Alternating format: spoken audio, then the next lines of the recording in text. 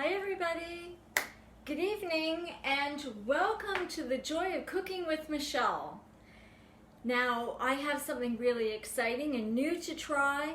To be honest, I haven't tried it myself either, so I'm going to get right at it. It is a new recipe called Creamy Pumpkin Primavera Pasta, and it's an original Blue Zones recipe. So I'm really excited to give it a whirl. Now, what it calls for in terms of ingredients is 1 box of rotini. I'll have to tell you, the box has got to be about this size because simply they say when the recipe is completed to divide it in half, and it's supposed to be for 2 people. So I have cooked ahead of time some rotini myself. The rotini is fascinating because it spirals, so it really holds the sauce really nicely. I really like that. We need 2 tablespoons of olive oil, 2 cloves of garlic minced. We need a whole can of crushed tomato sauce and half a can of pumpkin. So this is the interesting ingredient. So the recipe actually just says a whole can and half a can.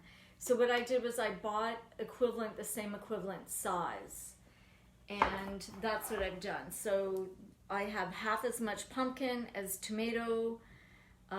It's like puree. It's crushed tomatoes. When you're looking at the store, look for crushed tomatoes or ground tomatoes. I have half of an onion diced, which is already cooking over there on my stovetop. So I'm going to put it over here so it's warm.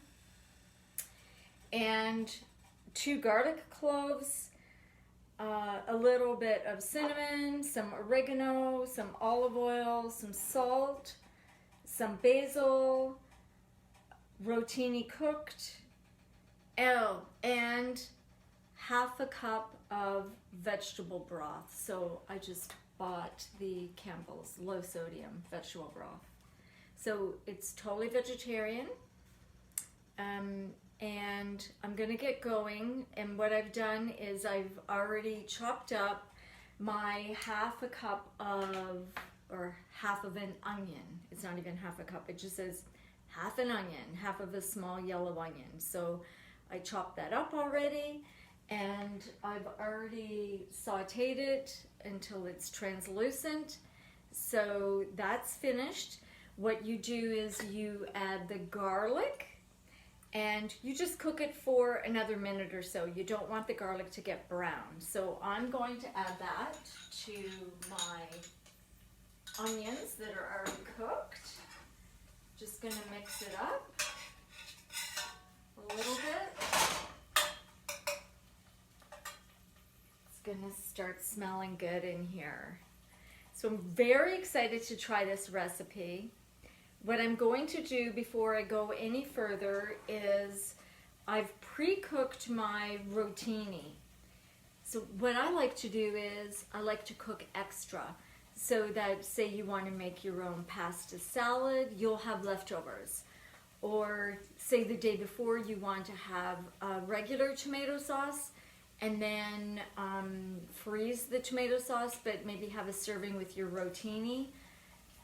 I always like to cook extra because then I can use it later on in the week for another recipe. So I'm just going to rinse this out in hot water so it's nice and warm. And what we're going to do is we're going to cook the garlic. We're going to assemble all the ingredients and add the spices here. Then we're going to put it back on the stovetop and cook it for about 10 minutes. I was really excited to be able to, at that point, put it all together so you can see what it looks like when it's all cooked. And so I'm just going to saute the garlic for a minute, and then bring the pot over, assemble it right here in front of you. So I'll just be a minute with the garlic. Oh, it's looking good already. It smells delicious. Okay, just give that another few seconds. And what I'm going to do right after I finish with my cooking show, I'm going to put the proportion of the ingredients and the recipe. I love how this recipe is written. When I read the first ingredient and it says 1 box of rotini, well, what would that look like? To me, when I read that the recipe, when it's complete, should be divided in 2, I thought you only really need about 2 cups of uncooked rotini to start with, because it grows, it almost doubles in size. And I think 4 cups should be plenty for 2 people. Okay.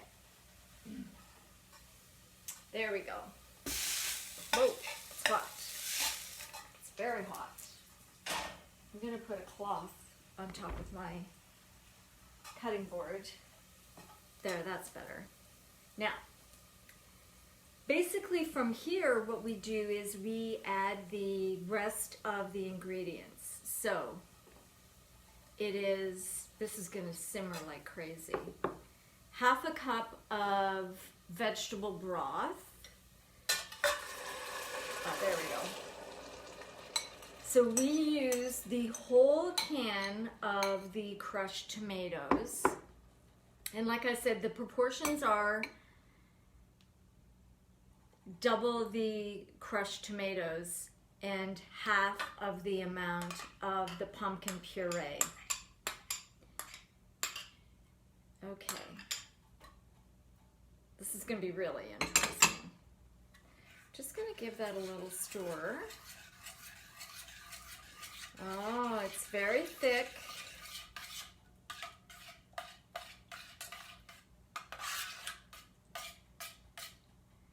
Now, I can see why we need 1/2 cup of the vegetable broth to thin it out a bit. And from here, this is where we add the spices. So I think the spices say to use about, here's my spoon, 1/2 cup of, or 1/2 teaspoon of oregano. I never pour my spices out directly over top of my pot, because you may have an accident and pour too much. There. So I'm going to use 1/2 teaspoon of that. I like putting my spices in these little containers, and that way they're labeled in my cupboard. One day I'll give you a tour of my spice cupboard. It's a lot of fun. Now, cinnamon. We really only need about 1/4 teaspoon of cinnamon, where again, of course, I'm not going to try to pour it over top of my pot. I'm just going to put it in the spoon and then put it in, because you see I had extra spices, so I didn't want a disaster to happen. You just want it for flavoring. You don't want it to taste too cinnamony, of course. But I found that was very interesting. A little bit of salt. Now, what I have done is I have bought low sodium, or this is actually salt-free, no added salt, crushed tomatoes. Because tomatoes are naturally pretty high already in salt, and often when you buy them, they have added salt. So go easy on the salt. I always say it's easier to add more salt at the table, but you can't take salt away from it once it's cooked. Once you've added it, you can't take it away. A little bit of pepper. Now, I'm going to throw this right on the stovetop, and I'm going to turn the heat up a little bit. Now, it says that, I'm going to put the lid on until it heats up. I'm going to turn it up medium-high until it starts simmering. And it says to simmer it for 10 minutes to get all the spices and the herbs and everything and the flavors blended. So that's fantastic. I'll probably cook it for maybe 7 or 8 minutes just to heat it up and heat it thoroughly and get all the flavors blended. Then I'm going to heat my rotini up. I'm going to put my rotini in a container like this, nice glass container, so you can see what color the sauce is going to be. The sauce is nice and it's still red, like ruby red, like tomatoes. The pumpkin made it just slightly orange, but not too orange. So it's going to be lovely. Now, there's a couple things that I wanted to say, and that is that instead of using the pumpkin, what we can use is butternut squash. And that I find very interesting. Oh, I can hear it. Oh, it's a good thing I put the lid on. I can hear it popping. There we go. I turn it down to medium now because I know it's starting to simmer. Now, what was I saying? Oh, yes. So you can also use pureed butternut squash instead of the pumpkin. I was thinking about one other thing, and I'm going to get it from my freezer. Because when I was at Food Basics, I thought this would also be a great option. And you can buy this, it's already cooked squash. So it's a fantastic, easy to use product. You can just microwave it if you want or cook it on top of the stove. You could defrost it overnight in your fridge so that it's not, this is frozen solid like a block. If you didn't want to use pumpkin and you weren't keen on the pumpkin flavor, you might want to keep some extra squash left over that you've cooked the night before, or try something like this. And I would probably say you probably would use most of the package, maybe slightly more than a cup is what I used. So this is another great alternative. And the thing that's really interesting is that if you know anything about the Blue Zones, now I've read the book, the Blue Zones book by Dan Buettner. And what they've done is they have gone all over the world because they've wanted to seek out where the zones are, and they call them the Blue Zones, where people live the longest and the healthiest. So there's really great longevity. And one of the factors of their longevity, of course, is the food that they eat. And in a lot of these places, they might be high up on the mountains. In Costa Rica is one place. There's another place, Sardinia in Italy. Another place is Las Loma in California, where the Seventh-day Adventists live. In Okinawa, on an island off of Japan, is another place. That's the top place where people live the longest and the healthiest. So in these places, there may not be soil suitable to dig so much underground. So instead of growing potatoes, which is a tuber, a root vegetable, what they might be doing is growing a lot of things like pumpkin and squash above ground. And the one thing that I know is that pumpkin and squashes are much more popular in other countries than they are in Canada. We think about them, the squashes, the acorn squash, the spaghetti squash. We think of them more in the fall because they're seasonal here in Canada in the fall. But in other countries, the pumpkins and the squash are available more all year round because they're growing them above ground. And I know when I was in Bermuda, they didn't eat potatoes often, and they didn't eat a lot of pasta where I was staying with a friend of mine in their family home. But what they did eat a lot of is pumpkin. And they would dice the pumpkin up, and they would eat it the same way we eat potatoes. So it's very common in other parts of the world to eat a lot of squash-like plants, like pumpkin and acorn squash. So this is very interesting, and maybe one reason why they live longer is because they're eating more of these products, getting more antioxidants, and eating less potatoes. I know one thing that they do often is they make tea. They do a lot of their own gardening, and they make tea from a lot of their dried herbs and what they can find in their general vicinity locally. So they will even go foraging in the woods. They may use some bark.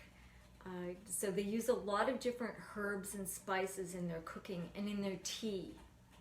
Okay, I'm gonna go give it a quick stir here. Oh my goodness. Okay. You know what? It probably should cook for another 5 minutes or so, but it's popping like crazy. So I know it's heated all the way through. What I'm gonna do is I'm just gonna heat my rotini up just a little bit under hot water.